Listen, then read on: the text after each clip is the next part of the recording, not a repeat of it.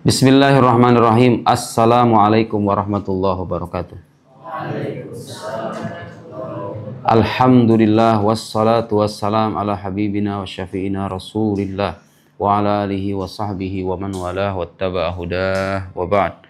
Allahumma akhrijna min dhulumatil waham wa akrimna binuril fahm waftah alaina bima'rifatil ilm wasahil akhlaqana bil halam waj'alna mimma yastami'una al-qawla fayattabi'una ahsana.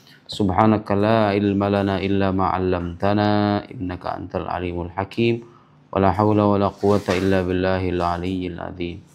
Allahumma 'allimna ma yanfa'una wa zidna ilma wa ba'd. Kaifa halukum? Nahnu al-an sanwasil fi qira'at kitab min ahamil kutub al-aqaidiyah wa kitab Ummul Barahin. Kita akan lanjutkan pengajian kitab Ummul Barahin karya siapa? Al-Imam Abu Abdillah Muhammad ibn Yusuf As-Sanusi yang wafat tahun 895 Hijriah. Ini versi Arabnya. Jadi Ummul Barahin itu disyarah atau diberikan penjelasan oleh penulisnya sendiri. Namanya siapa? Imam Sanusi, ulama abad ke-9 Hijriah, bermazhab Asy'ari. Sudah saya jelaskan sebelumnya ya, bahwa mazhab Asy'ari bukan mazhab yang baru, bukan mazhab yang datang dengan agama baru, tapi dia adalah mazhab yang mewarisi akidah salafus salih, dinisbatkan ke Imam Asy'ari. Kenapa? Karena punya jasa dalam memerinci dasar-dasarnya, dalil-dalilnya, membantah pikiran-pikiran yang menyimpang. Beliau punya karyanya dipelajari oleh muridnya, muridnya punya murid lagi, tersebar luas ke seantero dunia muslim sampai ke Indonesia seperti sekarang. Paham? Imam Sanusi adalah salah seorang ulama yang mengajarkan akidah Ahlus Sunnah wal Jamaah itu. Beliau punya Ummul Barahin, disyarah oleh beliau sendiri ini, Syarah Al-Aqidah As-Sughra. Nama lain dari Ummul Barahin apa? Al-Aqidah As-Sughra. Apa artinya Sughra? Bagus, kecil. Meskipun kitab ini kecil, tapi ilmunya sangat padat dan bermanfaat. Kitabnya tipis, tapi dia merangkum dasar-dasar akidah Islam sekaligus pembuktian yang bisa dipertanggungjawabkan. Ini Syarah Aqidah Sughra karangan Imam Sanusi. Yang saya tulis adalah versi sederhana dalam bahasa Indonesia, supaya bisa dibaca oleh kalangan luas masyarakat Indonesia. Kita akan masuk ke tema utama. Pengantar sudah, mempelajari ilmu akidah gunanya apa, mazhab Ahlus Sunnah wal Jamaah itu maksudnya apa. Sekarang kita akan langsung baca kitabnya. Halaman 1 di buku saya ya, di versi Arab. Baik, lihat buku saya aja. Halaman 1. Saya menyertakan matan. Matan itu artinya teks utama ya, teks utama. Di setiap pembahasan saya sertakan terjemahan dari bagian-bagiannya. Oke, sudah ada terjemahannya. Pembahasan pertama sekarang kita akan membahas tentang hukum akal. Perhatikan. Setelah mengucapkan alhamdulillah wassalatu wassalam ala rasulillah, Imam Sanusi mengatakan i'lam, ketahuilah annal hukmal aqliyya yanhasiru fi thalathati aqsamin. Ketahuilah bahwa hukum akal itu terbatas pada 3 bagian. Hukum akal itu ada 3. Pertama, al-wujub, al-istihalah, wal jawaz. Keniscayaan, kemustahilan, dan kemungkinan. Dari sana terlahirlah istilah wajib, mungkin, dan mustahil. Apa bedanya wajib, mungkin, dan mustahil? Kamu lihat pemaknaan yang beliau sertakan terlebih dulu, nanti saya jelaskan. Fal wajib, adapun yang wajib itu ma la yutasawwaru fil aqli adamu, sesuatu yang tidak terbayangkan ketiadaannya oleh akal. Artinya dia sesuatu yang tidak mungkin tiada. Lihat, wajib artinya sesuatu yang tidak mungkin tiada. Yang kedua ada yang namanya mustahil, kebalikan dari wajib. Kalau wajib sesuatu yang tidak mungkin tiada, mustahil sesuatu yang tidak mungkin ada. Ma la yutasawwaru, sesuatu yang tidak terbayangkan fil aqli, dalam akal, wujuduhu, wujudnya. Sesuatu yang tidak terbayangkan wujudnya oleh akal, itu namanya mustahil. Terakhir ada yang namanya jaiz atau mungkin. Sesekali nanti saya sebutkan mungkin. Mungkin maksudnya mungkin ya. Sesuatu yang bisa jadi ada, bisa jadi tidak. Ma yasihhu fil aqli wujuduhu wa adamu. Sesuatu yang dibolehkan oleh akal keberadaan dan ketiadaannya. Lihat di sini supaya paham. Kenapa dalam pembahasan ilmu akidah dibahas hukum akal? Supaya kamu paham, lihat ke depan. Saya akan berikan beberapa contoh. Hukum akal. Ada 3. 1, wajib. 2, mustahil. 3, mungkin. Wajib ini istilahnya niscaya ya. Niscaya. Mustahil, mungkin. Wajib gampangnya apa? Sesuatu yang tidak mungkin tiada. Menurut akal. Menurut akal. Mungkin, mustahil sesuatu yang tidak mungkin ada menurut akal. Kalau mungkin sesuatu yang bisa jadi ada juga tiada. Lihat ke sini, lihat ke sini. Kenapa ini pembahasan disebutkan pertama? Karena dalam akidah itu nanti kita akan mempelajari apa sifat wajib bagi Allah, ya kan? Ada istilah wajib kan? Apa sifat yang mustahil bagi Allah? Apa yang mungkin bagi Allah? Apa yang wajib bagi para nabi? Apa yang mustahil bagi nabi? Apa yang jaiz? Apa yang mungkin bagi para nabi? Itu nanti akan ada penjelasannya.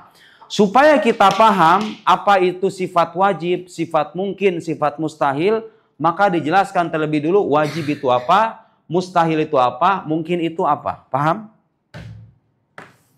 Kenapa didahulukan paham bahasa semacam ini? Karena banyak pembahasan dalam akidah yang gak mungkin akan kita pahami kecuali setelah memahami hukum akal terlebih dulu, yaitu wajib, mungkin, dan mustahil. Sekarang saya mau jelaskan nih, lihat sini. Wajib, sesuatu yang tidak mungkin tiada. Dia harus ada. Dia harus ada dan akal kita tidak memungkinkan ketiadaannya. Contohnya seperti Allah subhanahu wa ta'ala wajib. Kenapa Allah itu harus ada? Tidak mungkin tiada, kenapa? Lihat ke sini. Lihat ke sini. Di hadapan saya ada handphone, ada meja, ada buku, ada spidol, ada remote AC, ada AC. Lihat alam sekitar kita. Menurut kamu mungkin nggak ada orang bikin buku nih jelek begini, nggak ada penulisnya mungkin? Mungkin. Meja ini membuat dirinya sendiri mungkin? Tidak mungkin. Handphone ini merangkai diri sendiri mungkin? Harus ada yang buat. Ada sebab di balik ini. Alam semesta ini terbukti memiliki permulaan dalam arti tadinya tidak ada kemudian ada. Menurut logika yang sehat, sesuatu yang tadinya tidak ada kemungkinan ada, kemudian ada, pasti ada yang mengadakan. Walhasil alam ini harus ada yang mengadakan. Karena nggak mungkin dia ada sekonyong-konyong. Tadinya dia tidak ada, kemudian ada, pasti ada yang mengadakan. Pertanyaannya siapa yang mengadakan alam ini? 1. Alam ini mengadakan dirinya sendiri. Mungkin atau mustahil? Mustahil, bagus. Nggak mungkin lah kemudian buku menyusun dirinya sendiri, handphone bikin dirinya sendiri, dan lain-lain. Haruslah sebab dibalik sesuatu itu sesuatu yang lain, ya kan? Berarti kalau begitu yang mengadakan alam ini sesuatu yang berbeda dengan alam. Itulah yang dalam bahasa agama disebut sebagai Tuhan. Allah subhanahu wa ta'ala. Kalau seandainya sekarang enggak, alam ini diadakan oleh A. Oke, A diadakan oleh siapa? Oleh B. B diadakan oleh siapa? Oleh C. C oleh D. D oleh E. Dan seterusnya sampai tidak ada akhir. Itu mungkin atau mustahil? Mustahil. Dalam bahasa ilmu akidah itu namanya tasalsul. Tasalsul atau infinite regress bahasa Inggrisnya. Silsilah sebab akibat yang tidak berakhir itu namanya tasalsul, dan ini mustahil. Kok begitu Ustaz? Kok itu mustahil? Lihat, supaya kita paham. Kenapa kita katakan Allah itu wajib dalam arti niscaya? Karena menurut akal sehat, tidak mungkin silsilah sebab akibat di alam semesta ini gak berakhir dengan satu wujud yang tidak disebabkan oleh yang lain. Lihat, lihat. Saya sering kasih permisalan dengan makanan. Saya bilang sama kamu, kamu megang piring semuanya ada makanan semuanya. Eno, kamu jangan makan kecuali setelah dia dulu makan. Kamu juga jangan nyantap makanan kecuali setelah dia. Kamu juga jangan makan kecuali setelah dia. Kamu jangan makan kecuali setelah dia. Sampai tidak ada ujungnya. Saya mau nanya sekarang, ada yang makan gak itu pada akhirnya? Bagus. Kenapa itu gak ada yang makan? Karena silsilah kebergantungan itu tidak berah. Kalau mau ada yang makan, harus ada satu yang memulai, ya gak? Kamu makan dan kamu makan saya perbolehkan tanpa digantungkan kepada yang lain, ya kan? Baru ketika itu ada yang makan, disusul dengan ini, disusul dengan ini, disusul dengan dan lain-lain. Kalau silsilah kebergantungan itu tidak berakhir, tidak akan ada yang makan, ya nggak? Itu cara paling sederhana untuk mengatakan bahwa silsilah sebab akibat di alam semesta itu nggak mungkin tuh tidak berakhir. Karena kalau seandainya nggak berakhir, alam ini nggak bakal ada. A bergantung kepada B, B kepada C, C kepada D, D kepada E. Ujung alam ini nggak bakal ada dong. Ya nggak paham nggak? Saya bilang sekarang misalnya orang kepada orang ada di ruangan sana. Kamu jangan masuk kecuali setelah si A ya. Si A nggak boleh masuk kecuali setelah si B. Si B kecuali setelah si C. Si C nggak boleh masuk kecuali setelah si D, E dan seterusnya sampai tidak ada ujungnya. Ada yang masuk ke ruangan ini? Gak ada yang masuk. Kenapa itu nggak terjadi?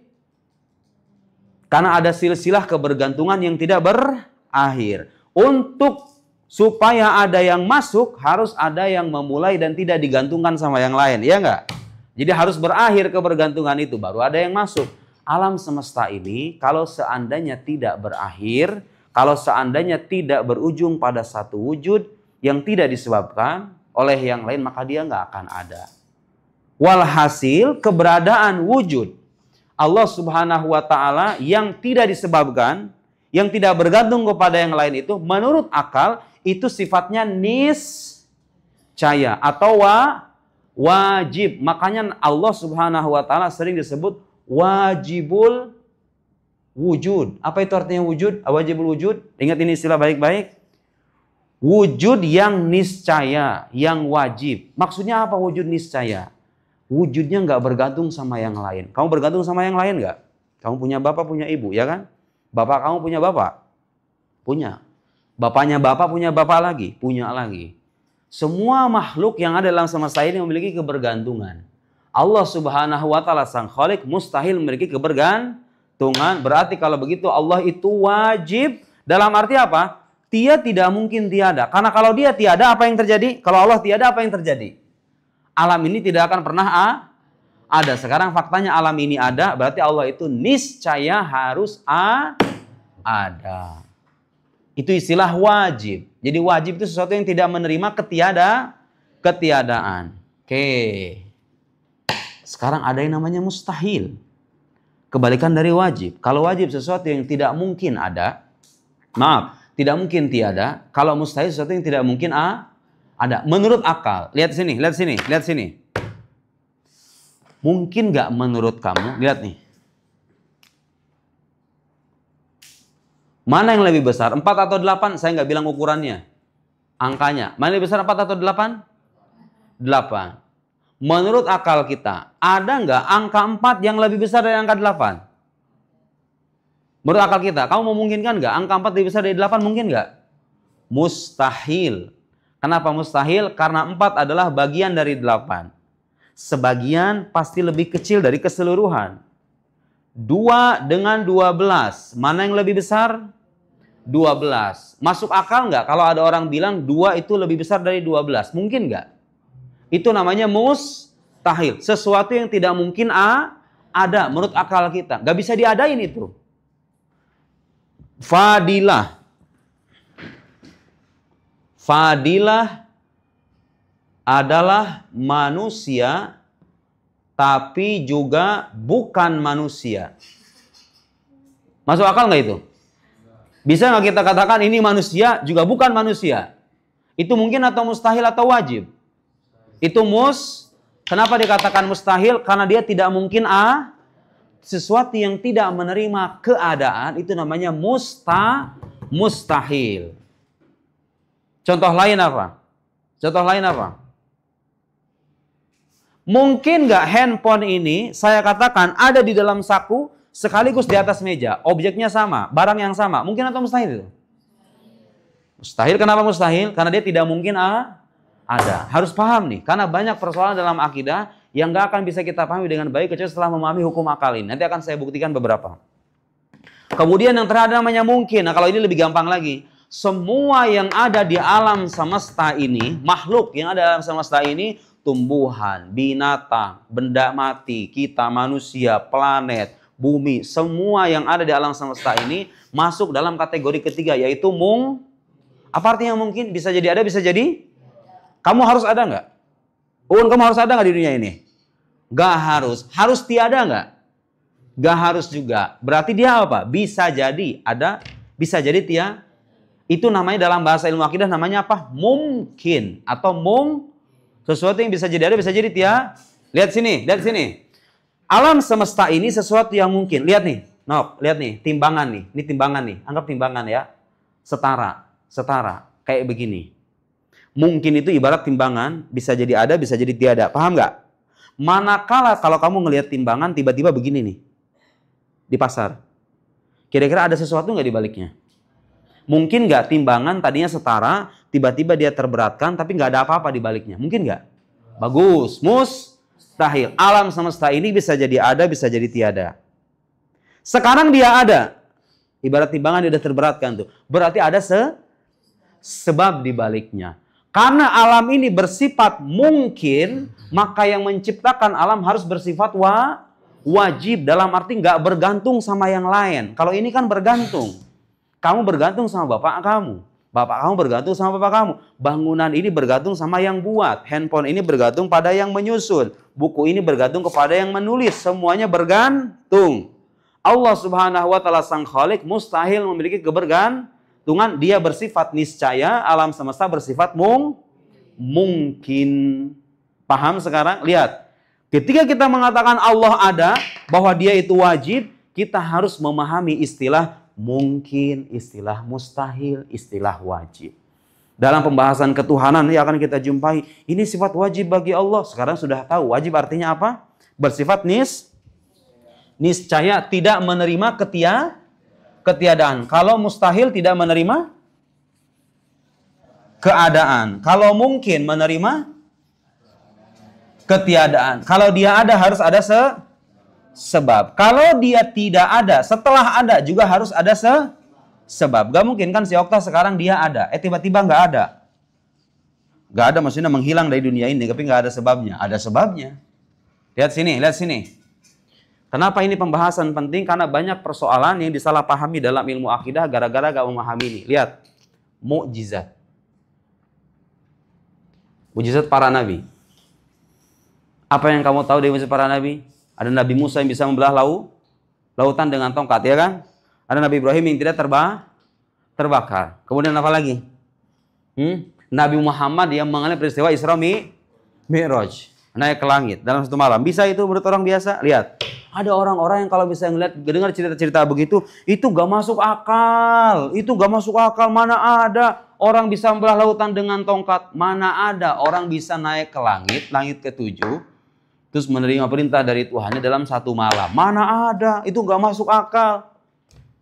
Harus dibedakan antara sesuatu yang, lihat sini. Mustahil